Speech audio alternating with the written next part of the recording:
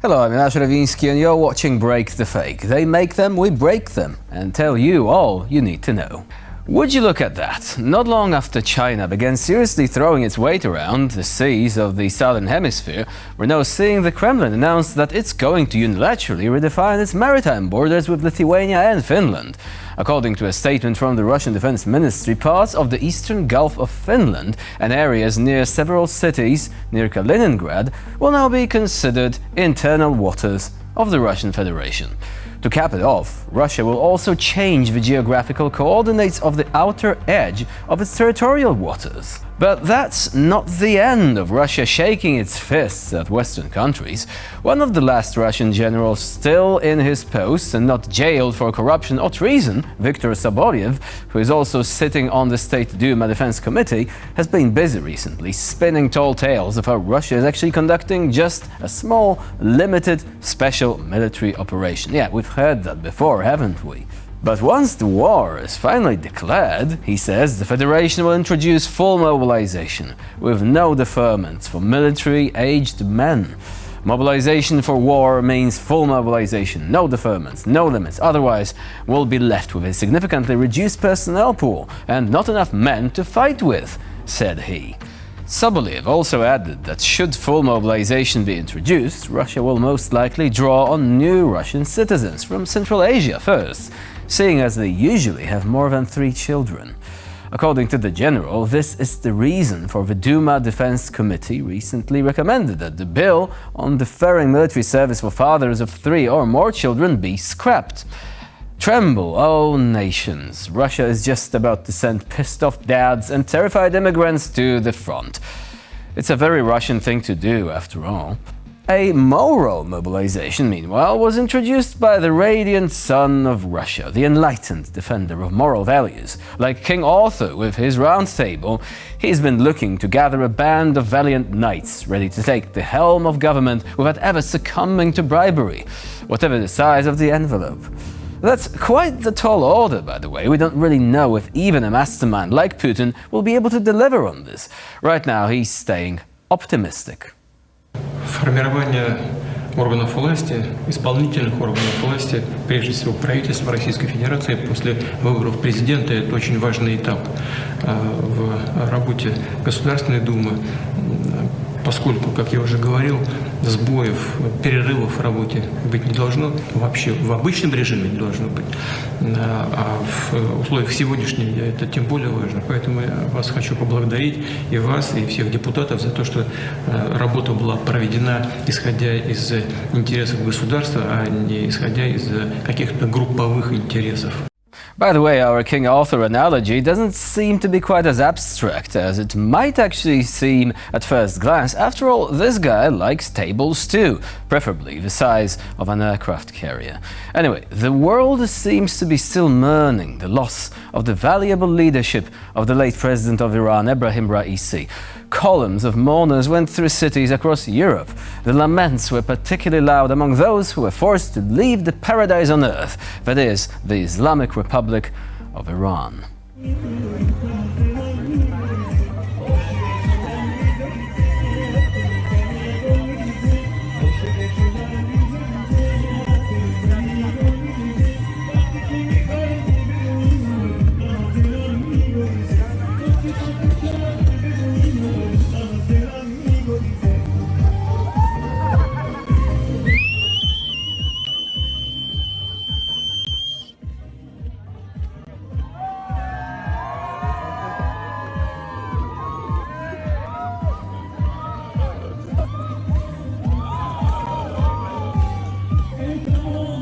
Don't be surprised by the presence of the Israeli flag among the Iranian emigres, demonstrating their joy. It's widely known that the people of Iran are sympathetic towards the Jewish diaspora and the very state of Israel. The mullahs have failed to undermine these sentiments despite 50 years of efforts and restrictions and indoctrination.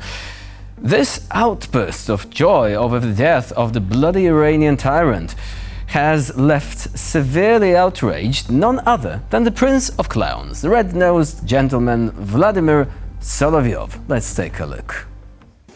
Когда мы говорили о вчерашней трагедии, сегодня неожиданно французский канал выдал такое. Группа «Хамас», высказывающаяся в Телеграме, утверждает, что пилот вертолета был агентом Моссада. Он даже называет имя – «Эликоптер». Правда это или нет, но, конечно, все это часть тех слухов, которые ходят. Это политический аналитик Даниэль Хаик на французском канале 24 News. Есть такая книга, которую написал один из историков израильской истории, так скажем, сложно определить, наверное, военная история. Она называется «Восстань и убей первым. История политических убийств». Он писал свою книгу, несмотря на большое количество протестов, пытались ему помешать. И он описывает как практику и объясняет, почему для Израиля политические убийства являются абсолютно приемлемой формой борьбы за выживание своей страны. Америка совершила колоссальное количество политических убийств. Я не помню ни одного случая, чтобы эти страны моментально признавались, да, это мы. Поэтому, когда Израиль говорит, нет, это не мы, подождите, а что, если бы это были вы бы признали, что ли? Израиль никогда не признавал. Конечно. Поэтому, когда сейчас идет это заявление, нет, это не мы. А что, до этого был хоть раз, когда вы сказали, да, это вы? Now, let's talk about the latest plot twist in the soap opera that is the Russian military. Our protagonist this week is General Ivan Popov, who has just been arrested on charges of large-scale fraud. But don't let the plain charge fool you. This story is a doozy. So, here is the gist. Popov was sacked last year after he dared to criticize his superiors. And it wasn't any old criticism. He accused them of betraying Russian soldiers. Yes, in a regime where truth is as welcome as a skunk at a garden party, Popov had the audacity to point out the obvious. A leaked voice recording revealed Popov's grievances. He openly lamented the mass deaths and injuries among Russian troops in Ukraine, which is like saying, hey, maybe sending soldiers into a meat grinder isn't the best strategy. For this blasphemy, he was drummed out of the ranks in July. In the recording, he also says, and I quote, "Our commanders struck us treacherously from behind, brutally decapitating the army in the most difficult and intense moment of the battle." End of quote. It's like Game of Thrones, but with more vodka and turtle tanks instead of dragons.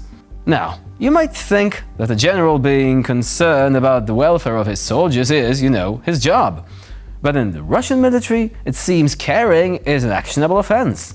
Popov was the commander of the 58th Combined Arms Army, which, given the circumstances, sounds less like a prestigious position and more like a death sentence. And just when you think this saga couldn't get any more absurd, Popov gets slapped with a fraud charge.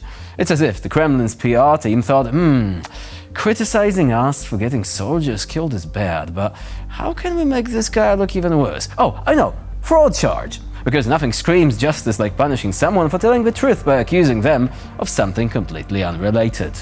So, let's do a quick recap. A high-ranking general speaks out against the needless deaths of his troops, gets fired, and then, to top it all off, is accused of fraud. It's almost like the Russian military is trying to win an award for most dysfunctional organization ever. In the end, General Popov's tale is a stark reminder of the dangerous reality for anyone in Russia who dares to speak the truth. It's a tragic, darkly comedic drama where the stakes are real and the villains are all too familiar. Stay tuned, because with a script like this, the next episode is bound to be even more unbelievable. Hint, it may involve open windows and teacups with questionable contents. And with this ominous prediction, we end this episode of Break the Fake. Please stay with us here on TVP World for more latest news and updates.